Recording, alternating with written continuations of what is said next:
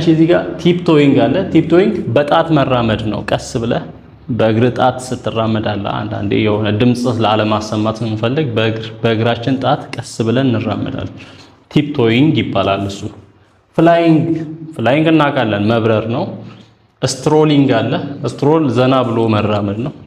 ሌጀርሊ ወክ ማድረግ መራመድ ነው። ስትራይዲንግ ደግሞ በፍጥነት መራመድ ነው።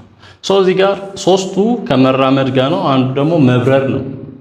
ስለዚህ መብረር ነው ግሩፑ ላይ የሌለው። እዚህ ግሩፕ ላይ ፊት የማያደርገው መብረር ነው። እዚህ ጋር ያት አለ። መርከብ ጀልባ አይነት ቅርጽ ያለው ነው። ሺፕ መርከብ ነው።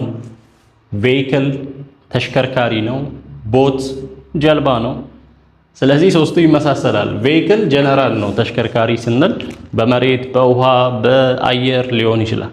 ሌሎቹ ግን ውሃ ላይ የሚራመዱ ነገሮች ናቸው። ያት፣ ሺፕ እንዲሁም ቦት።